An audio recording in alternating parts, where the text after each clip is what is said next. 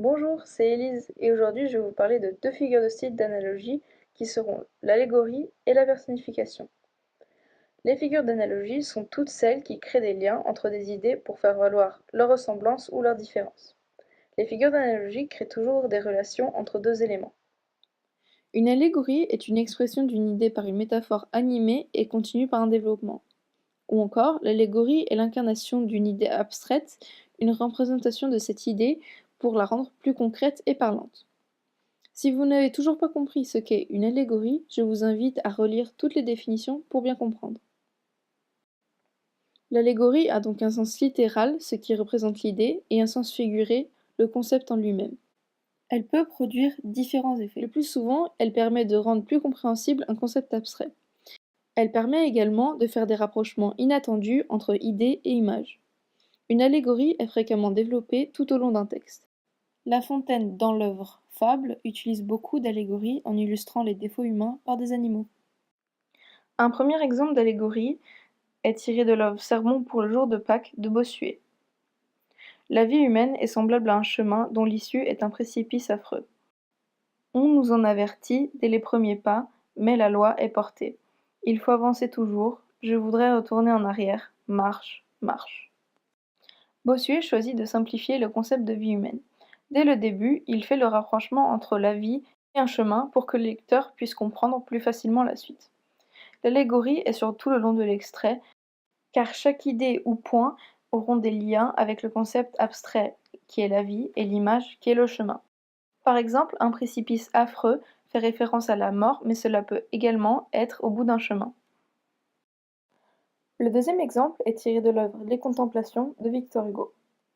Je vis cette faucheuse, elle était dans son champ. Elle allait à grands pas, moissonnant et fauchant, noir squelette laissant passer le crépuscule. Cette allégorie est la fameuse allégorie de la mort. La mort qui est représentée par la faucheuse. Le champ rempli de récoltes, chaque brindille serait une vie humaine et la faucheuse, elle, couperait les brindilles qu'elle souhaite. Une première définition pour une personnification peut être une action de personnifier consistant à faire d'un être inanimé ou d'une abstraction un personnage réel. Une deuxième peut être le procédé qui consiste à attribuer à un animal ou à un objet des sentiments, des comportements ou des traits propres aux humains. L'allégorie et la personnification paraissent similaires, elles peuvent très bien fonctionner ensemble, comme La Fontaine nous le montre dans son œuvre Les Fables. Par exemple, dans La cigale et la fourmi représente l'ambition et l'avarice, et la cigale représente la paresse. Ceci est une allégorie. Mais les deux personnages ont également des caractéristiques humaines, ils se comportent comme des humains, ceci est une personnification. Le fait de représenter un défaut humain par un animal est une allégorie, mais le fait de donner à cet animal des traits et des comportements humains est une personnification. Une personnification est employée pour donner des caractéristiques humaines à un objet ou un animal. Cela peut créer des images insolites. Mais cela donne également une possibilité à l'écrivain de passer des messages cachés, des critiques implicites, comme La Fontaine le fait souvent, sur le roi et la cour avec le personnage récurrent du lion. Vous avez ci-dessous des exemples de personnification. La première est un extrait d'une fable de Jean de La Fontaine, la fable Le pot de terre et le pot de fer. Le pot de fer proposa au pot de terre un voyage. Ici, La Fontaine fait converser les deux pots qui sont seulement des objets de jardinage. La personnification est donc bien présente, juste par le fait de leur donner la parole, mais également nous donner l'impression que les objets se connaissent et entretiennent une relation. Le deuxième exemple est tiré de l'œuvre de Jean-Jacques Rousseau, La Nouvelle Héloïse. L'enfance a des manières de voir, de penser, de sentir qui lui sont propres.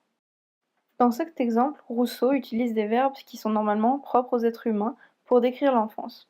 Toutes les citations, de la manière dont il l'écrit, impliquent que l'enfance peut avoir des opinions, mais également faire des jugements.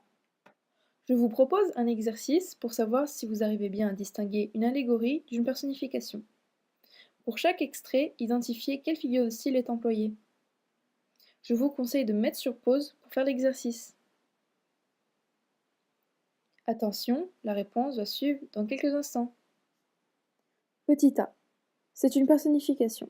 L'idée est comparée à une jambe. La personnification rend donc l'épée animée. Elle fait partie du personnage. Petit b. C'est une allégorie. L'allégorie du vaisseau met en évidence la domination de l'Angleterre dans le domaine maritime. Et finalement, dans le petit c, c'est à la fois une allégorie et une personnification. La grenouille est personnifiée car il la décrit comme envieuse, vers 4, et lui donne la parole. Mais cette grenouille représente également le défaut de l'ambition démesurée car une grenouille ne pourra jamais atteindre la taille d'un bœuf. C'est ainsi que La Fontaine illustre l'allégorie. Le fait d'utiliser des animaux et de leur donner des caractéristiques humaines nous aide à mieux comprendre la morale. C'est maintenant la fin de cette vidéo. J'espère qu'elle vous aura plu. À bientôt!